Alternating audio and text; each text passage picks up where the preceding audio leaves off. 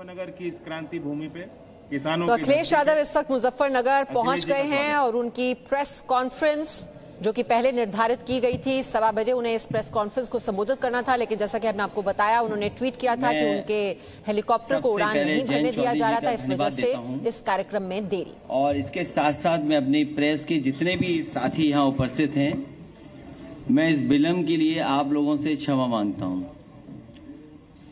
देरी का कारण मुझे नहीं बताया गया। मैं कई घंटे हेलीकॉप्टर में बैठा था, रिफ्यूल कराना पड़ा, उसके बाद मैं आपके बीच में पहुंचा हूं। मैं धन्यवाद देता हूं जिसकी भी कृपा से मैं आपके पास पहुंचा हूं। मैं पत्रकार साथियों का बहुत बहुत धन्यवाद। आज मुजफ्फरनगर में चुनाव की पहली प्रेस कॉन्फ्रेंस हो रही है। सबसे पहले मैं चौधरी चरण सिंह जी को याद करता हूं। चौधरी चरण सिंह जी ने जो रास्ता दिखाया था किसानों को मजबूत करने के लिए, उनको सशक्त करने के लिए, उनकी फसल पैदावार की सही कीमत मिल जाए और किसान का परिवार आर्थिक रूप से कैसे संपन्न हो।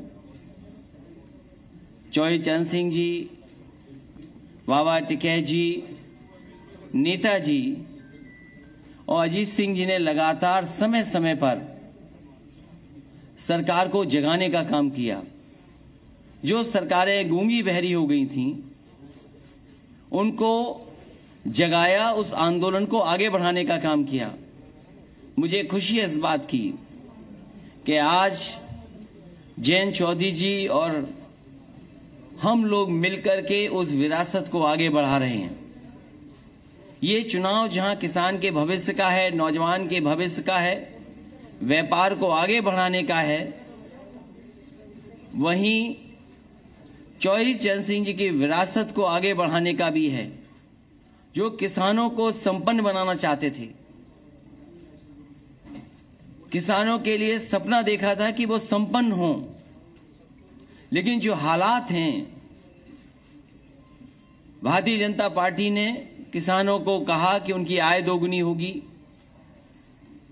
फसल समय पर खरीदी जाएगी और भुगतान भी समय पर होगा। लेकिन जिस तरीके से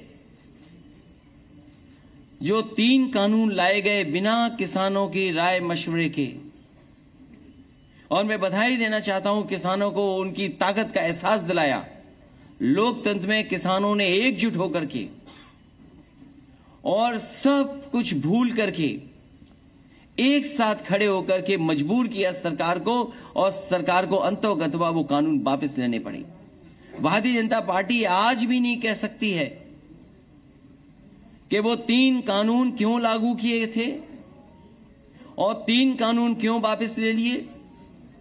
ये वोट के खातिर लिए हैं। इसलिए मैं किसान भाइयों को यहां सावधान करना चाहता हूं कि भारतीय जनता पार्टी ऐसी पार्टी है, बिना बताए भी कुछ ऐसे फैसले और कानून ले आएंगे। इसलिए मैं आरएलडी और समाजवादी पार्टी का गठबंधन है, किसान भाइयों को भरोसा दिलाना चाहता हूं कि कोई भी ऐसे काले कानून उत्तर प्रदेश में कभी लागू नहीं हो पाएंगे। जो भारतीय जनता पार्टी की नीयत है, जो उनकी मंशा है। समाजवादी पार्टी ने बिजली के क्षेत्र में कहा है कि 300 यूनिट मुफ्त होगी, सिंचाई माफ होगी, एमएसपी की खरीद के लिए जो इंतजाम करने पड़ेंगे सरकारी तौर पर किए जाएंगे। वहीं फार्मर्स के लिए कि उनके गन्ने के भुगतान के लिए उन्हें इंतजार न करना पड़े, 15 दिन इंतजार न करना पड़े। Farmers corpus fund, farmers revolving fund budget से देकर के किसानों का समय पर भुगतान करने का काम भी गठबंधन मिलकर के करेगा। लैपटॉप पहले भी बांटा था, फिर बांटेंगे। समाजवादी पेंशन पहले भी दी थी, आगे भी देंगे। और वहीं मैं इस मौके पर याद दिलाना चाहता हूं भारतीय जनता पार्टी को कि कम से कम अब चुनाव आ गया है, अपना संकल्प पत्र तो पढ़ लें। जो जो वादे किए थे, क्या वादे पूरे हुए हैं? उनका हर वादा जुमला निकला, झूठे विज्ञापन दिए, आज भी आंकड़ों की खिलवाड़ कर रहे हैं। और जब भारतीय जनता पार्टी घिर जाती है तो बुनियादी मुद्दों से हट करके काम करती है। मुझे उम्मीद है कि इस क्षेत्र में हमेशा गंगा जमुनी तहजीब, भाईचारा और आपस में मिलकर के नकारात्मक सोच को हमेशा नकारा है, इस चुनाव में भी नकारात्मक सोच को नकारने का काम करेंगे। और मुझे उम्मीद है कि इस बार ऐतिहासिक जीत होने जा रही है। आरएलडी और समाजवादी पार्टी मिलकर के उत्तर प्रदेश से भारतीय जनता पार्टी का सफाया करेंगे।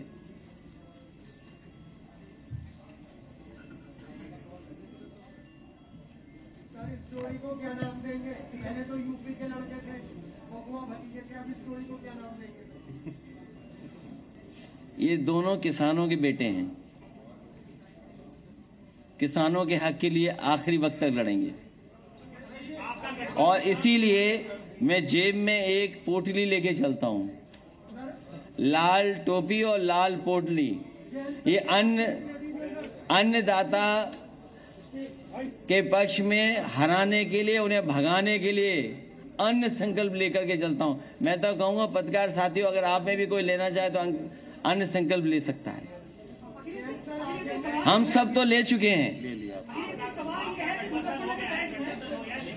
अन्न संकल्प ले लिया हमारे अध्यक्ष जी और सब लोगों ने।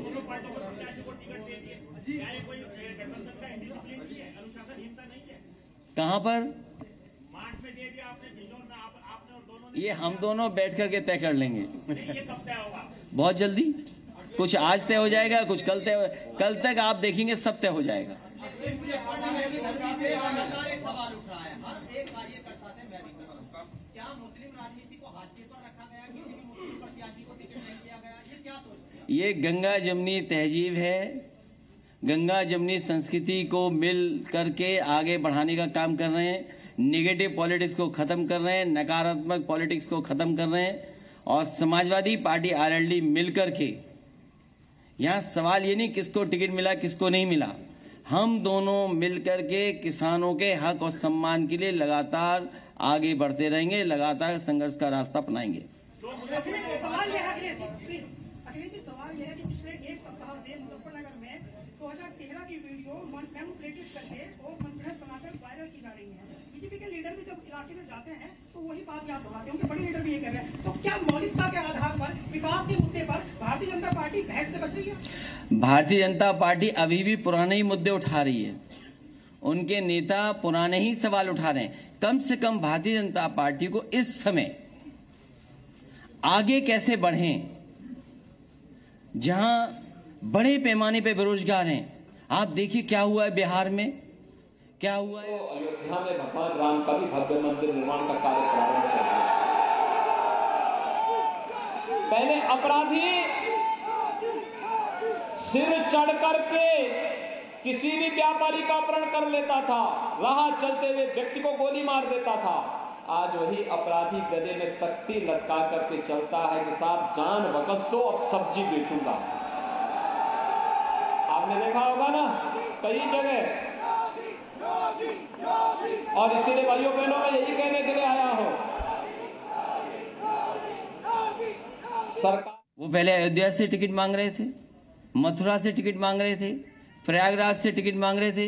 भारतीय जनता पार्टी ने ऐसा उनका पॉलिटिकल पलायन किया है कि उन्हें घर भेज दिया वापस। इलेक्शन में जिस तरह के घोषित प्रतिबंध है सर, जिस तरह के घोषित प्रतिबंध इलेक्शन पर है, आपको लगता है इस तरह की कल्पना आपने इलेक्शन की थी? भारतीय जनता पार्टी के लोग पर्चा भी बांट रहे हैं तो कोरोना फैलाने के लिए बांट रहे हैं ऐसे करके। उन्हें ये नहीं पता इलेक्शन कमीशन को ऐसे लोगों को एकदम रोक देना चाहिए जो ये भूल गए हों कि कोरोना फैलता कैसे है। मुझे खुशी है यहाँ जितने भी पत्रकार बैठे हैं और हम लोग सब जो इलेक्शन कमीशन की गाइडलाइन है उसका पालन कर रहे हैं।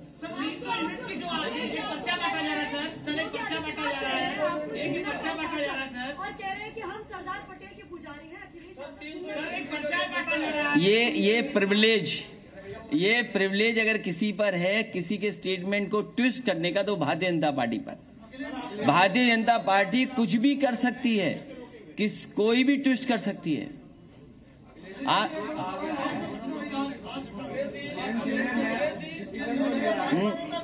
ये तो क्योंकि विभाग मेरे पास नहीं है। विभाग के लिए भी नहीं, व्यापारियों के लिए भी नहीं, गांव के विकास के लिए नहीं, धामों के विकास के लिए नहीं, प्रदेश के समग्र विकास के लिए नहीं, उनकी संवेदना तो अपराधी और माफियाओं के प्रति है। और इसलिए भाइयों बहनों, मेरी आप सबसे अपील है, ये चुनाव, मैं आपके पास चुनाव में इसलिए नहीं आया हूं कि हमने काम किया इसलिए वोट दीजिए। हमारी सरकार ने विकास भी कराया है, सुरक्षा भी दी है, कोरोना को पूरी तरह नियंत्रित भी करके रखा हुआ है और अपराध को भी अंकुश लगाया हुआ है। सुरक्षा सबको दी है।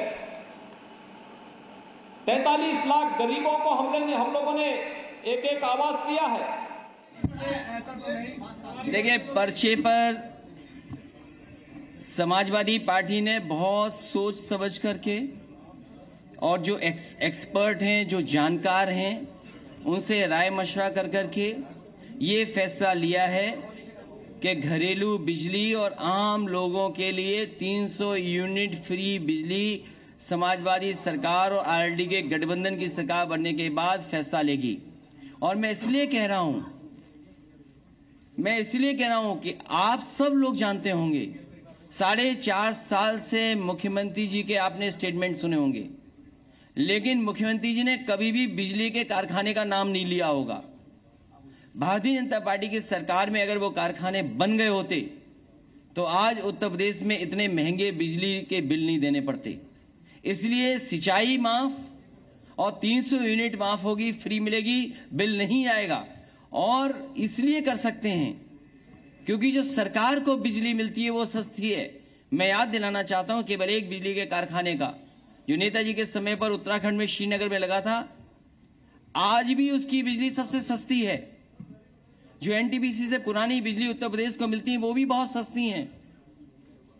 लेकिन भारतीय जनता पार्टी की 2 बार सरकार बन गई, उसके बावजूद भी बिजली का कोटा उत्तर प्रदेश का नहीं बढ़ाया। और जैसे ही समाजवादी पार्टी ने तय किया कि 300 यूनिट फ्री मिलेगी, भारतीय जनता पार्टी ने कहा हम भी बिल आधा करेंगे। तो हम भारतीय जनता पार्टी से कहेंगे कि अगर आज आधा बिल कर रहे हो तो आपने 4.5 साल क्यों वसूला पैसा? क्या आप जनता का पैसा वापस करोगे?